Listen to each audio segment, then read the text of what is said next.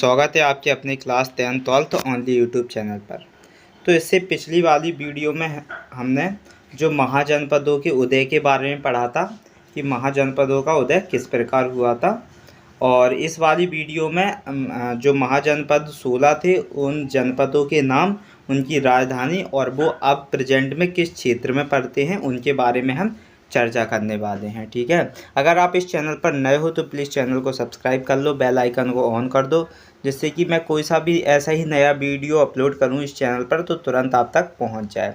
तो जो महाजनपदों का उदय था ये अगंतुर निकाय में उल्लिखित है कि कितनी जनपद थी और उनकी राजधानी थी। ठीक है, तो जो प्रथम जनपद की बात करें तो प्रथम जो जनपद है वो अंग है। प्रथम जनपद क्या है? अंग है। और अंग की राजधानी चंपा है।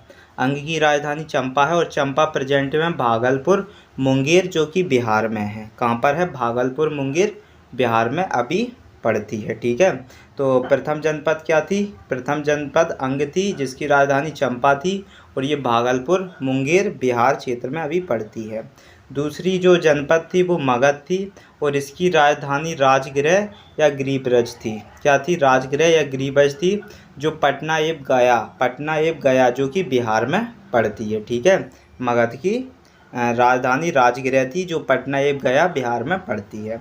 तीसरी महाजनपद काशी थी और जिसकी राजधानी क्या थी? वाराणसी थी और ये वाराणसी के आसपास पड़ती है प्रेजेंट में। ठीक है, और कौशल जो थी चौथी जनपद थी कौशल, इसकी राजधानी श्रावस्ती या वैशाली या साकेत थी। ठीक है, साकेत एवं श्रावस्ती या वैशाली इसकी राजधानी थी। ये पूर्वी उत्तर प्रदेश में पड़ती है। क्या?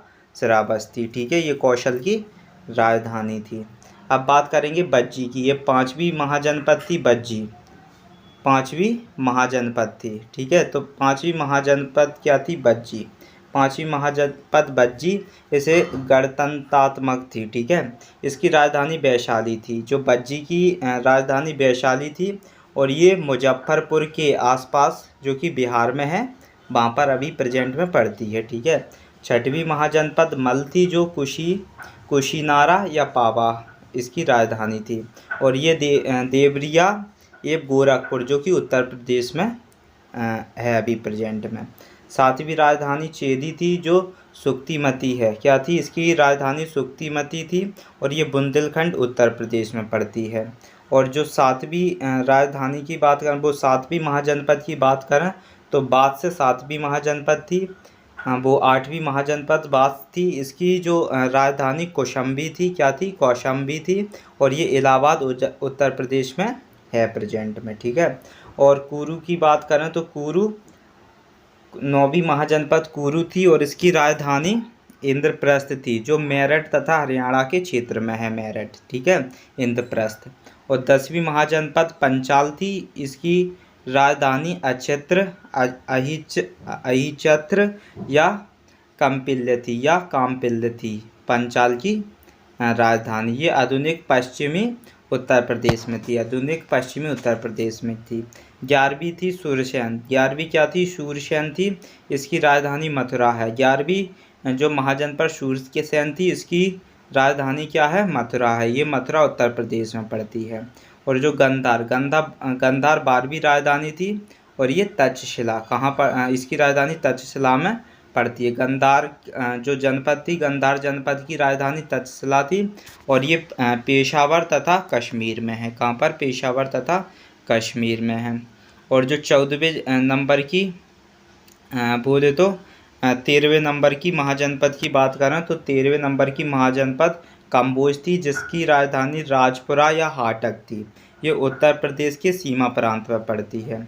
आसमग ये 14वीं जनपद थी। आसमग ये दक्षिण भारत का एकमात्र जनपद था। आसमग ये पोतन तथा पोटिल में इसकी राजधानी थी। ठीक है, ये गोदावरी क्षेत्र में पड़ती है। और अवंती ये 15वीं जनपद थी जो उज्जैनी या महिष्मती थी। उज्जैनी या महिष्मती इसकी राजधानी थी। ये मालवा और मध्य प्रदेश में पड़ती है। और 16वें नंबर की मात्स्य थी। मात्स्य ये इसकी राजधानी क्या थी? विराटनगर थी जो जयपुर के आसपास पड़ती है। ठीक है, तो ये आपकी 16 महाजनपद थी, मैंने आपको अच्छे से समझा दिया है और ये प्रेजेंट में कहाँ पड़ती है वो भी समझा दिया है। और इससे जो पहला वीडियो था उसमें मैंने आपको महाजनपदों के उदय हुआ था उसके बारे में मैंने आपको बहुत अच्छे से बता दिया। तो आई होप आपको बहुत अच्छे से समझ में आया होगा, क्योंकि मैं आपके लिए ऐसी छोटे छोटे वीडियो अपलोड कर रहा हूँ जिससे कि आपको समझने में आसानी हो और आपको मज़े आए। तो आज के लिए इतना ही रहने देते हैं। अगर आपको वीडियो अच्छी लगी है तो प्लीज़ वीडियो को लाइक करें एंड अपना कमेंट फीडबैक में ज़रूर साझा करें, और चैनल पर नए हो तो चैनल को ज़रूर सब्सक्राइब कर दें और बेल आइकन को ऑन कर दें, जिससे कि मैं कोई सा भी नया वीडियो अपलोड करूं तुरंत आप तक पहुंच जाए।